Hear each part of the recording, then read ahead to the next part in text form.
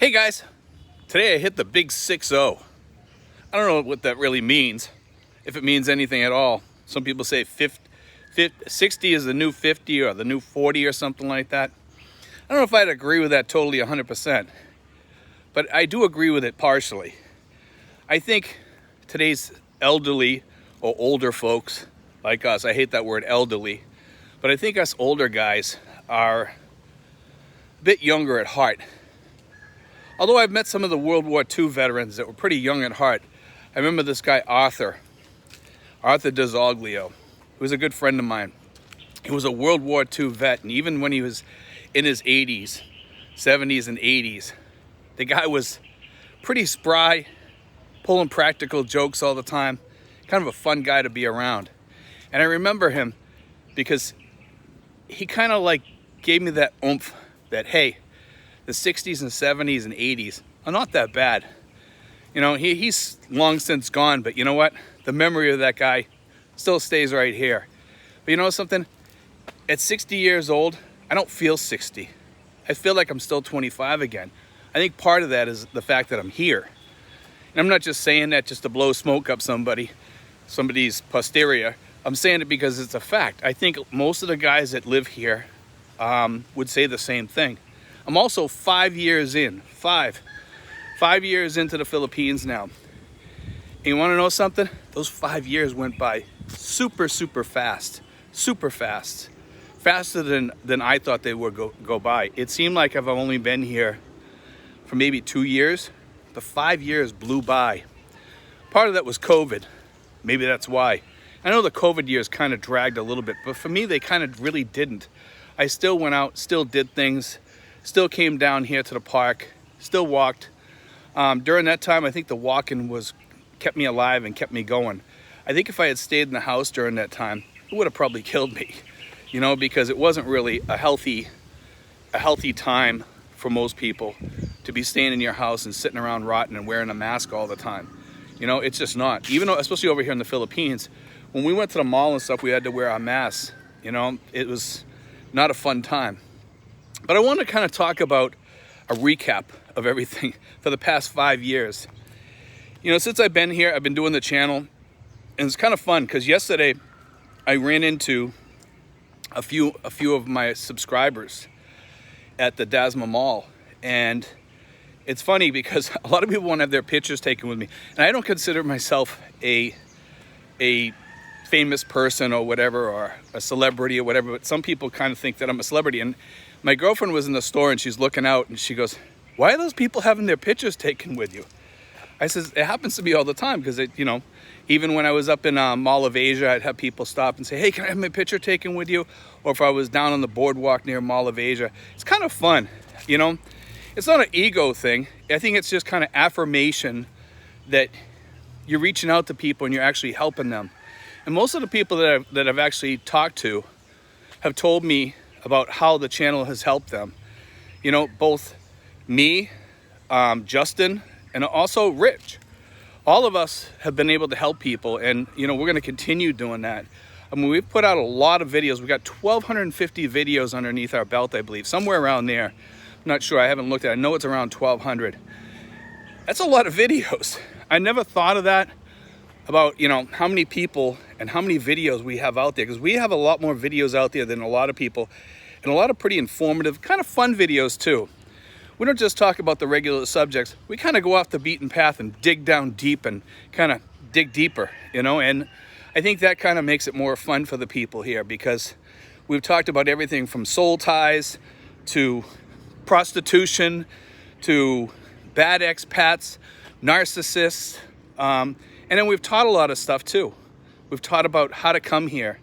We got the expat checklist out there. We did that one within the past 3 months.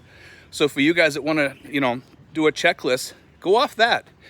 I can't make a checklist for anybody. I just want to make this clear while we're talking about checklists. I really can't make you a checklist because each person is different. So it's best to go off that video and see what fits you. And if it fits you, you're fine. You know, because you have to say, okay, this one here doesn't pertain to me. I don't have to worry about that one. When you make your checklist to come over here, you really need that. Also, I think about the the people that we've helped with the SRRVs, about the SRRV people are the people that we've probably helped the most over here, because we've helped, I don't even know how many, hundreds. Because I remember in the beginning, we started on Facebook. Facebook kicked us off, you know, because they said we were spamming people. And then I went to YouTube, and that's how we got monetized. For you guys that haven't heard me talk about that yet, that's how the channel actually started. You know, thanks to Facebook. Mark Zuckerberg kicked me off and actually got me monetized. So thank you, Mark. But things happen sometimes, and a lot of people always focus on the negative. And we've talked about that stuff too on here. We've kind of focused on that and tried to get people to understand that sometimes negative things can be positive things. And that's actually one of them right there. Think about that. They kicked me off Facebook. I went to YouTube, started up on YouTube, got monetized, and here I am now. And that's a big statement, because if you stay focused and you have the drive and the determination to do something, and you push forward and do it, you can do it and make it happen. A lot of people don't do that. I've always learned, and I learned this from my father kind of, that when negative things happen, he says, you know, when you're going through the negative, he says, you know, it really hurts. He says, but this too shall pass. And he says, sometimes those negative things turn the chapter, they turn the page into the next chapter of your life, and it makes something better for you. And in this case, it did. You know, and when you guys go through something where terrible things, crappy things that happening to you, whether it be a divorce or what have you, remember, that's turning the next page. It's getting you to the next page to start your next chapter in life. And that says something there, because a lot of people don't get that. You know, we always have to focus, we hyper-focus when we're going through something really bad. So for you guys that are going through something, maybe you're back home, maybe you're lonely or whatever, start that next chapter. Make sure it's a good chapter too. You know, a lot of you guys back home, and I talk to a lot of you guys back home, you tell me about how depressing it is back there. It doesn't have to be depressing. You got to get up off that rump, and you got to start doing things. Whether it be coming to the Philippines, going to Belize, Costa Rica. I've had friends go to Costa Rica, Mexico, places like that, Spain, Portugal. You know, get up off your butt. You know, there's a lot of places you can live really, really cheap out there. Really cheap. And for some of you guys that are living back in the States, just make sure you play it safe. Watch my videos. We talk about how to play it safe basically over here. Come over here with your startup fund, and come over here with a medical fund in case something happens. And make sure you have enough money to pay for your insurance over here. Insurance is fairly cheap over here. You know, in most cases it's cheap. It depends whether you want the real expensive $1 million or $500,000 worth of insurance. Yeah, you're going to pay through the nose. But in the Philippines, do you need that kind of insurance? Probably not. You probably don't. In most cases, $100,000 worth of insurance will pretty much cover anything in the Philippines. You know, but since I've been here for the past 5 years, another thing that I noticed was this, that friendships, wow. If anything has been better than my friendships. We've had bad friendships, and we've had good friendships, and most of my friends have been good friendships. They've lasted. But you run into those people that you just don't hit it off with. That's okay. Life goes on. You know, they move on. You wish them the best. And sometimes people give you a hard time or whatever. That's okay too. You know, it happens, and you just kind of move on. And we've talked about all that stuff on our channel too. And those are things that people are gonna go through here. You're gonna go through good and bad. And when you're going through that bad, remember, it might be pushing you into another chapter. Now, that other chapter might be better. Could be worse. It's kind of what you make it. Remember, you write the book. You know, you write the book, not anybody else. Sometimes people can jump into the book and become a character in that book. But basically, you write the book. The characters, they kind of come in on their own sometimes, but you're writing the book, you know, and write it the way you want to write it. You write the story. You write the chapter. Sometimes people might push that chapter into the next chapter, but it's still another chapter of your life. And that's the good thing. So, you know what? For my 60 years, I look at it this way. I don't know how much longer I get to live, but I want it to be my best years. My best. Just like you would. And I know there's a lot of guys that are older than me, younger than me. And over here in the Philippines, we don't eat well usually. A lot of us don't eat well. I try to eat well. I'm going to try to start exercising a little bit more now that the park is open again. I start going back to my 10,000 steps, and I'll walk around the park here every day, and I'll do more videos over here. So I'm hoping I can keep doing that. And I want to start eating better.